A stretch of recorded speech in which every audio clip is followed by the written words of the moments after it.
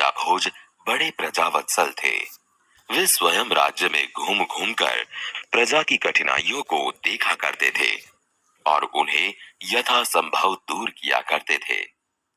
एक दिन राजा अपनी रानी के साथ रथ पर सवार होकर राज्य का भ्रमण कर रहे थे। वे राजधानी से बहुत दूर निकल गए। उन्होंने देखा कि खेत में एक किसान हल जोत रहा है, मगर उसके हल में एक ही बैल है। दूसरे बैल के स्थान पर उसकी स्त्री हल खींच रही है।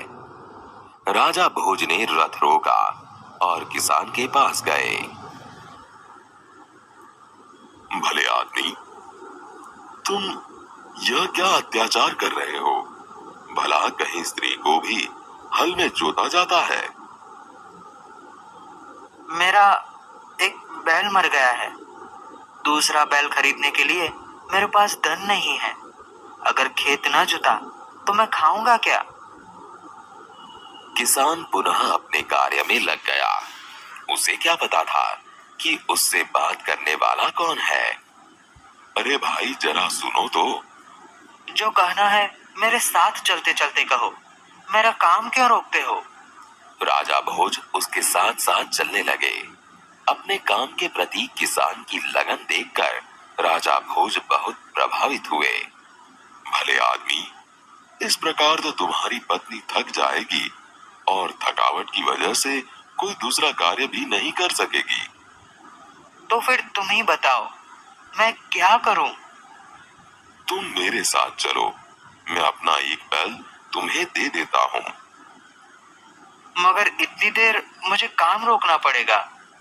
तुम ही बैल ला दो।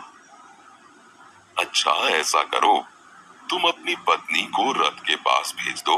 वह मेरी पत्नी से बैल ले आएगी। तब तक मैं तुम्हारे हल में जुतूंगा। किसान इस बात पर राजी हो गया। राजा भोज हल में जुत गए और किसान की पत्नी रथ के पास चली गई। उसने रानी को सारी बात बता दी।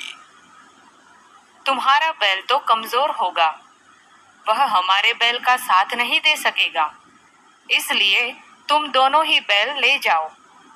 किसान की पत्नी दोनों बैल लेकर खेत पर पहुंची। किसान बहुत प्रसन्न हुआ। अगर कभी कोई दिक्कत हो तो मेरे पास आना।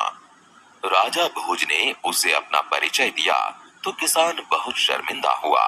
उसने राजा से बार बार क्षमा मांगी। राजा प्रसन्न होकर वापस चल दिए। उस बार उस किसान के खेत में बहुत अच्छी फसल हुई। उसके आश्चर्य का ठिकाना न रहा जब उसने देखा कि खेत के जितने हिस्से को राजा भोज ने जोता था उसमें मोती उगे थे। बाकी के हिस्से में उम्दा किस्म के गेहूं उगे थे। किसान बहुत प्रसन्न हुआ। किसान ने सारे मोती इकट्ठे किए और राजा भोज के पास जा पहुंचा। उसने सारे मोती राजा भोज के चरणों में रख दिए और राजा को सारा किस्सा कह सुनाया। ये मोती तुम्हारे खेत में उगे हैं, इन पर तुम्हारा हक है। इन्हें तुम ही अपने अधिकार में रखो। नहीं महाराज, यह आपके परिश्रम का प्रताप है, इसलिए मैं इन्हें नहीं ले जाऊंगा।